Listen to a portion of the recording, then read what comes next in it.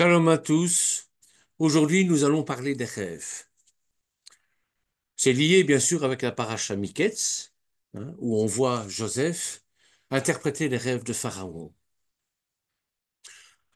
Je ne vous apprendrai rien en vous disant que beaucoup de disciples de Yeshua aiment les rêves. À croire que nous sommes de grands enfants.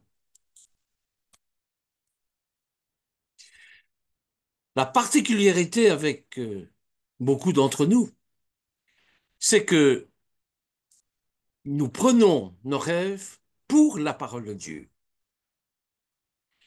Et certains même suivent leurs rêves au même titre que la parole de Dieu.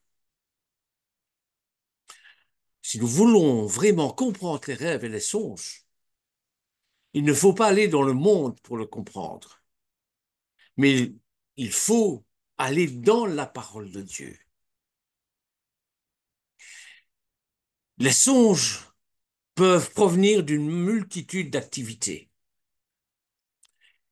Et les disciples de Yeshua, même des gens en général, ont beaucoup de mal à se défaire de l'idée qu'un rêve qui contient des événements ou des paroles chrétiennes vient obligatoirement de Dieu. Et parfois, un disciple de Yeshua est en difficulté dans son église et commence à penser des choses sur son pasteur ou sur ses frères et sur ses sœurs. Puis, elle fait un rêve et voit son pasteur ou ses frères et sœurs en train de faire des choses qui ne sont pas conformes avec la Torah.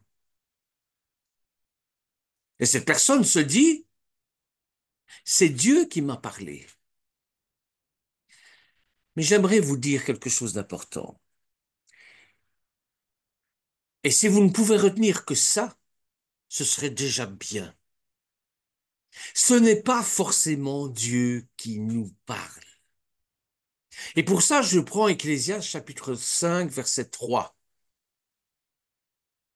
qui nous dit, car si les songes naissent de la multitude des occupations, la voix de l'insensé se fait entendre dans la multitude des paroles. Si vous allez voir un film d'action, il est possible que vous rêviez de vous, habillé en Superman, par exemple, ou en Superwoman, en train de sauver le monde, ou encore d'un grand tremblement de terre et de la fin du monde. Vous pourriez peut-être rêver que vous êtes poursuivi par des gens armés de pistolets qui veulent vous tuer. Si vous marchez dans le péché et la convoitise des relations sexuelles, par exemple, et que vous regardez des femmes ou des hommes pour les convoiter, il est possible que vous fassiez des rêves érotiques, impurs. Si vous êtes mal dans votre peau, si vous avez des pensées négatives, il est possible que vous rêviez de vous en train de sauter d'un grand immeuble et même sentir une grande paix. De la même façon, si vous êtes un Talmudim chez Yeshua, si vous êtes un disciple de Yeshua, vous pouvez rêver de choses chrétiennes ou conformes, des moins, à la Brit Hadasha. Il ne faut pas être étonné. Le problème est que beaucoup de croyants recherchent des rêves car ça nourrit leur âme et leurs émotions. Regardez dans 1 Jean chapitre 4 verset 1 ce qu'il nous dit. Bien-aimés, n'ajoutez pas foi à tout esprit, mais éprouvez les esprits pour savoir s'ils sont de Dieu, car plusieurs faux prophètes sont venus dans le monde. Dieu n'a jamais dit que tous les rêves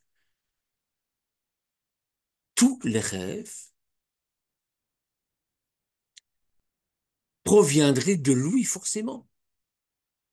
Le fait est que certains aiment tellement rêver qu'ils recherchent des choses et pensent que tous les rêves viennent forcément de Dieu. Pourtant, les rêves proviennent dans la grande majorité des cas de multitudes d'activités et de la vie de notre âme. Si vous marchez dans la haine, dans la convoitise, dans le péché, dans la médisance, et que vous recevez des rêves qui montrent que c'est vous qui avez raison et les autres qui ont tort, en constatant ce qui se passe dans vos rêves, sachez bien que le rêve ne vient pas du Seigneur. Repentez-vous de vos actions et rejetez ces rêves. Alors, est-ce que les songes peuvent provenir du diable, de Satan? Le rêve provient souvent de notre imagination. Les gens oublient que dans imagination, il y a le mot image. Notre imagination peut créer des images et crée des images. C'est pour ça que des disciples de Yeshua sont parfois convaincus d'avoir vu quelque chose. Alors ils sont certains que c'est Dieu qui leur a parlé, bien que ce soit juste le fruit de leur imagination. Pour étayer ça, je prends Deutéronome, chapitre 13, versets 1 à 3. S'il s'élève au milieu de toi un prophète ou un songeur qui t'annonce un signe ou un prodige, qu'il y ait l'accomplissement de signe ou du prodige dont il t'a parlé en disant, allons après d'autres dieux, des dieux que tu ne connais pas, et servons-les.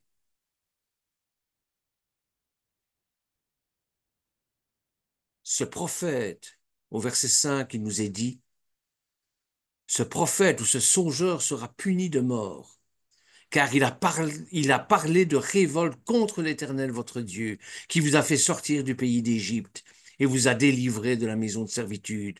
Il a voulu te détourner de la voie dans laquelle l'Éternel ton Dieu t'a ordonné de marcher. Tu ôteras ainsi le mal du milieu de toi.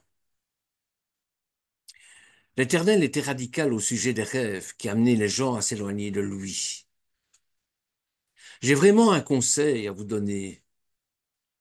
Si vous faites un songe diabolique pour une raison quelconque, ou même un rêve qui provient de la multitude de vos activités, rejetez-le.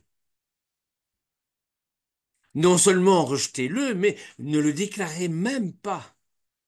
Vous pouvez vous en débarrasser en confessant la parole de Dieu, en priant en langue pour les gens qui ont ce don du parler en langue, pour les pentecôtistes, et en appelant le nom puissant de Yeshua Mashiach, Jésus Christ. Rejetez ce songe, ne l'acceptez pas. Il est un faux songe, un songe qui ne vient pas de Dieu. Mais non, vous n'allez pas mourir. Bien sûr que non. Non, Dieu ne vous envoie jamais de crainte. Si un rêve vous donne des sueurs froides, vous pouvez généralement facilement en conclure que Dieu n'est pas dans le coup.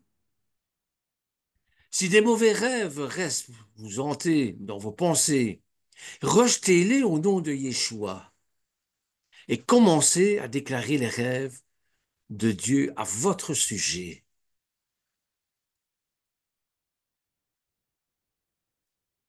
Alors, est-ce que les songes peuvent provenir de Dieu alors?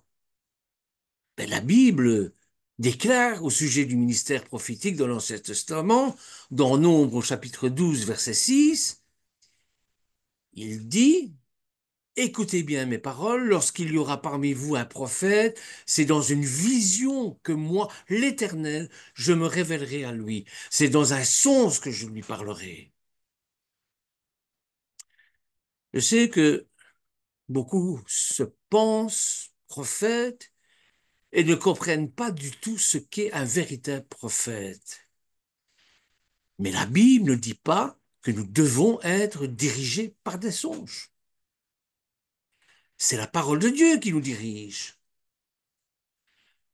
Cependant, si Dieu nous donne un songe, il peut nous donner une révélation, une direction qui sera confirmée dans notre cœur. Un songe de Dieu doit apporter une vraie révélation, un vrai message. Nous n'avons pas besoin d'interpréter nos rêves.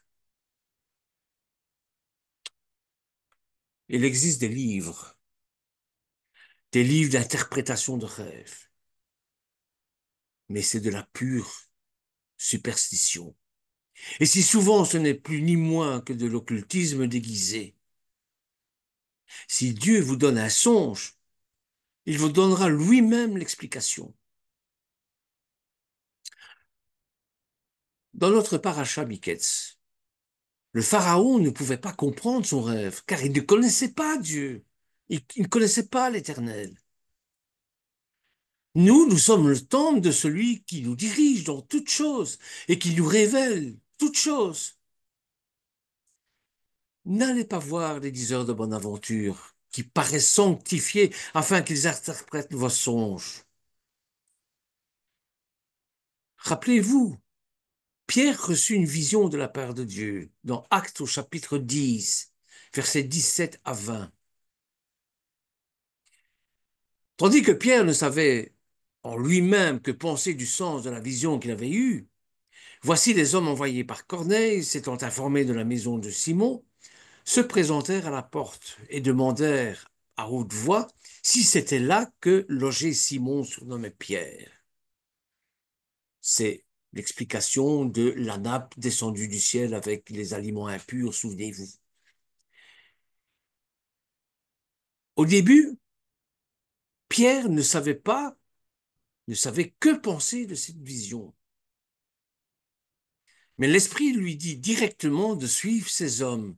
Et le Saint-Esprit continua le travail qu'il a commencé. Et puis la Ruach Kodesh, le Saint-Esprit, révéla directement à Pierre le sens de cette vision et ouvrit son intelligence afin qu'il la comprenne, si bien que Pierre put dire en Actes au chapitre 10, versets 28 à 29, « Vous savez, leur dit-il, qu'il est défendu à un juif de se lier avec des étrangers ou d'entrer chez lui. Mais Dieu m'a appris à ne regarder aucun homme comme souillé et pur et impur. C'est pourquoi je n'ai pas eu l'objection à venir puisque vous m'avez appelé. Je vous demande donc pour quel motif vous m'avez envoyé chercher. »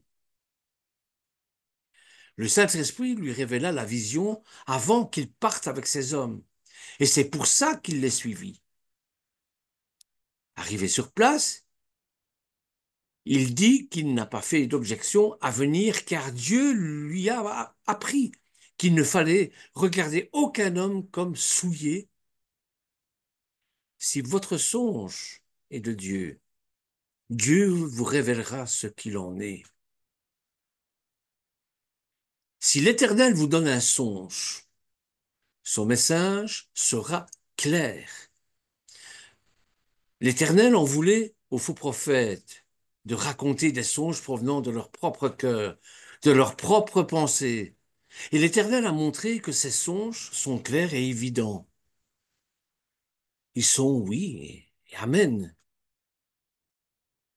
Dieu dira ailleurs qu'il en veut à ces bergers qui n'ont pas de vision claire. Regardez dans Jérémie chapitre 23, versets 28 à 29. Que le prophète qui a eu un songe raconte ce songe. Que celui qui a entendu ma parole rapporte fidèlement ma parole. Pourquoi mêler la paille au froment, dit l'Éternel. Ma parole n'est-elle pas comme un feu, dit l'Éternel, et comme un marteau qui brise le roc? La parole de Dieu est claire.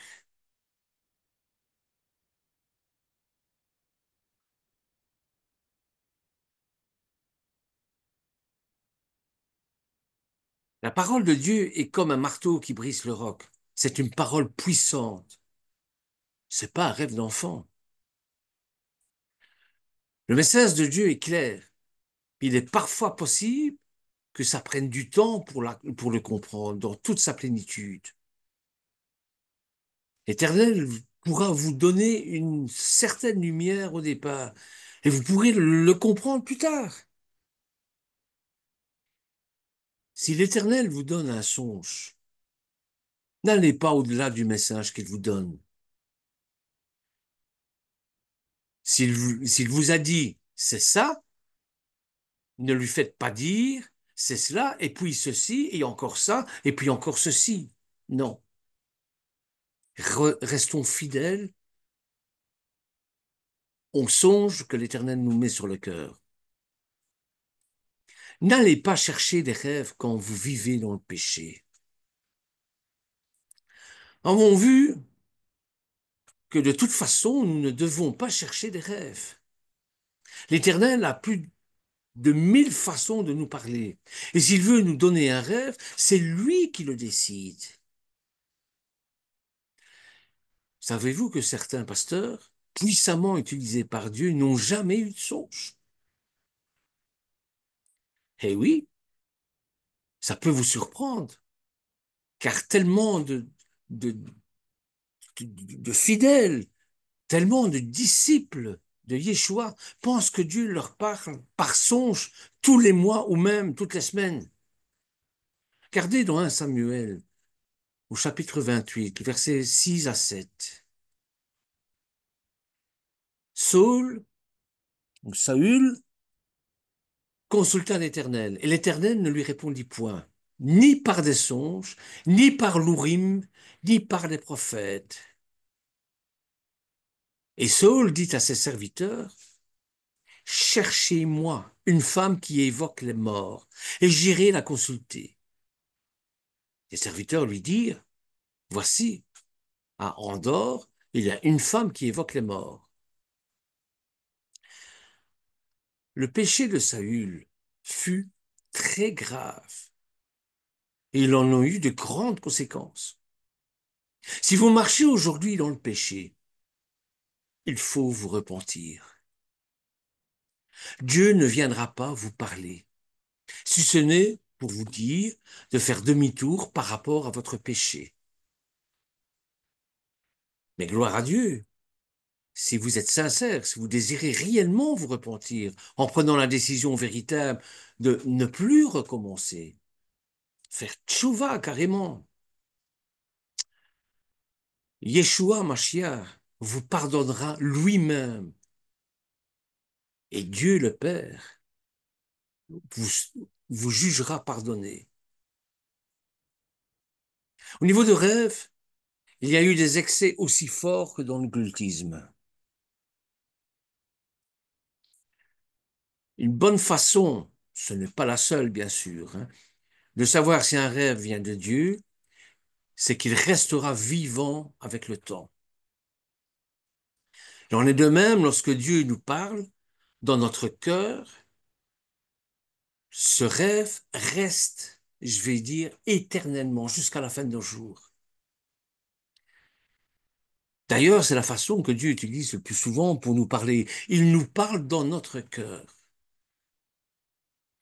Au psaume 90, 90, verset 5, il nous dit, tu les emportes semblables à un songe qui, le matin, passe comme l'herbe. Et si le rêve disparaît, ne vous inquiétez pas. Et s'il reste un peu, ne vous en inquiétez pas non plus. Priez simplement par rapport à ça, et Dieu saura imprimer dans votre esprit qu'il a quelque chose à vous dire. Maintenant, si vous avez reçu de vrais songes prophétiques, comment ça fonctionne? Bien, nous avons vu que la plupart des rêves viennent de la multitude de nos activités, et certains viennent aussi du diable, et que d'autres peuvent venir de Dieu, de l'Éternel. Oui, l'Éternel peut nous parler par un songe.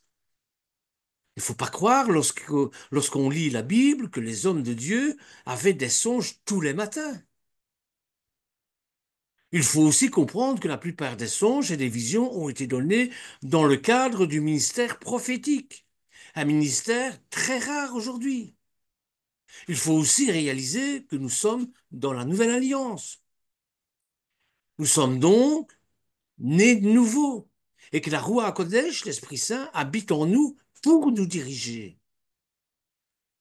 C'est dans notre cœur qu'il nous parle principalement. Dans la Brit Hadashah, la nouvelle alliance ou l'alliance renouvelée, il y a peu de références à des rêves par rapport au Tanakh, à ce que l'on trouve dans le Tanakh. Toutefois, l'Éternel peut encore parler par des songes, oui, aujourd'hui. Regardez dans Actes, chapitre 2, verset 17. Il nous est dit que dans les derniers jours, dit l'Éternel, dit Dieu, je répandrai le nom, je répandrai de mon esprit sur toute chair. Vos fils et vos filles prophétiseront. Vos jeunes gens auront des visions et vos vieillards auront des songes. Ce verset, bien que ne disant pas que seuls les vieillards auront des songes, nous montre qu'il faut avoir de la sagesse des cheveux blancs pour recevoir un songe de la part de Dieu. Maintenant, si vous avez reçu un vrai songe de la part de Dieu, je vous encouragerai à l'écrire et à le parler régulièrement dans votre vie. Réalise de plus en plus que l'Éternel veut que nous parlions, que nous partions, que nous parlions l'appel qu'il nous donne. Si l'Éternel nous a montré que vous deviez guérir des malades et prier pour les gens, déclarez régulièrement alors que vous priez, mais pas seulement, hein, ce que Dieu vous a montré. Je crois que tu m'as appelé à guérir des malades. Merci car j'aurais prié pour les gens et les voir guéris. Merci pour le don de guérison que tu m'as donné, etc., etc., etc. Amen. Si l'Éternel vous a montré des choses, ce n'est pas pour ça que vous devez entrer forcément. Vous devez marcher dans la fidélité et la sainteté. Les choses ne se feront pas toutes seules, bien sûr. Les choses ne se feront pas toutes seules juste parce que Dieu vous les a montrées. Dieu nous montre ce qu'il veut de nous. Mais nous devons bouger et nous devons déplacer. Nous devons nous déplacer pour qu'il puisse intervenir surnaturellement. Lorsque vous vous trouvez devant votre ordinateur, c'est pas l'Éternel qui va appuyer sur le on, mais il va intervenir lorsque vous aurez appuyé sur le on et que vous serez en ligne. Il a souvent besoin de nos 5 pains et nos 2 poissons pour agir. Il y a un grand fossé, parfois de longues années, entre le rêve et la réalité. Alors soyez patients et marchez dans l'amour de Dieu. Continuez à aimer l'Éternel et à aimer les âmes, quoi qu'il arrive. Donnez-vous tout entier à celui qui vous a parlé. Voilà le message que j'avais sur le cœur et ce sont les quelques réflexions qui m'ont été apportées lors de l'étude de la paracha Miketz. Soyez bénis et je vous souhaite un Shabbat Shalom.